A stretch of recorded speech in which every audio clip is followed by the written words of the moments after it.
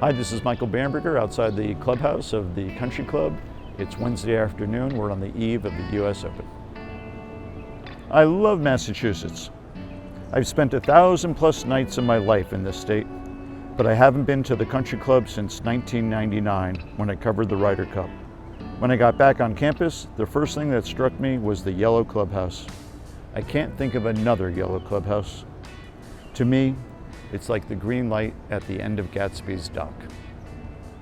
I went to a ball game at Fenway the other night.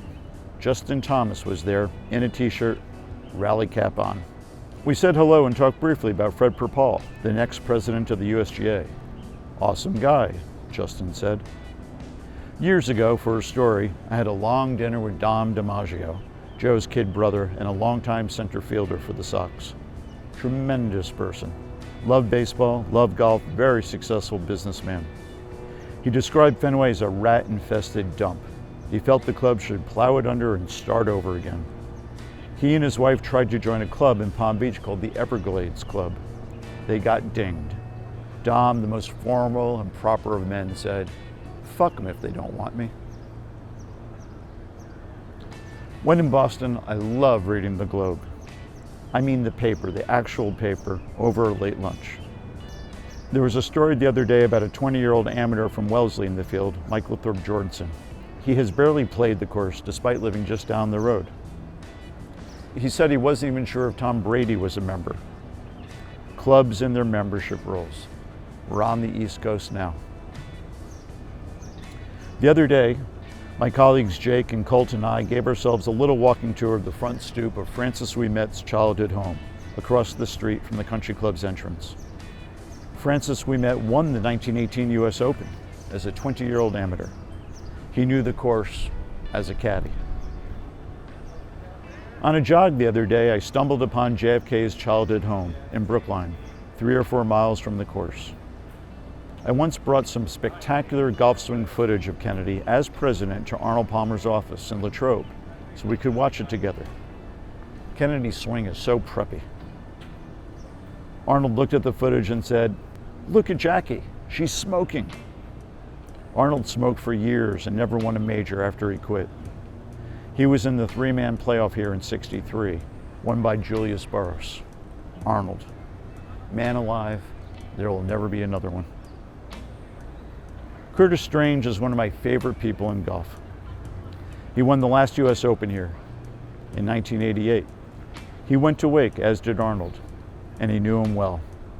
I was with Curtis in Florida earlier this year. We were talking about the Country Club. Peter Jacobson, Curtis said, had the best line. The Country Club. What, they couldn't come up with a name?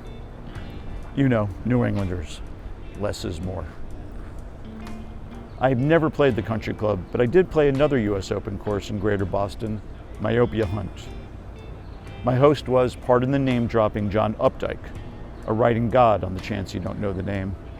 Also the author of the definitive account of Ted Williams' last at-bat. Splintered homered on the chance you don't know.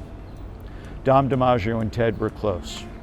For lunch that day at Myopia, I ordered a tuna salad sandwich on toasted whole wheat with a tomato. Updike followed with the same exact order and said, "I see our culinary tastes are compatible." The next day I went to Fenway. Talk about living large. Updike and Herb Wind were colleagues at the New Yorker. Herb was one of my writing heroes. For a brief while I knew him well. He grew up in Brockton, Mass, and spent much of his life in and around Boston.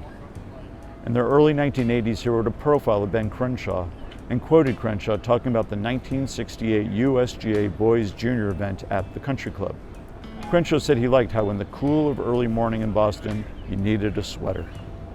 The image inspires me to this day. Not just Ben and his sweater, that he shared it with Herb and that Herb used it.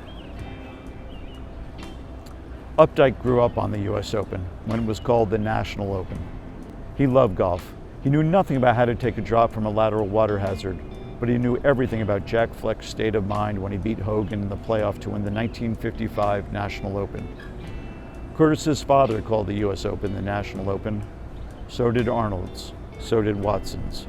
Big Jack's father, the same. This is it. We're on the eve of it. The National Open at the Country Club. Morning in America.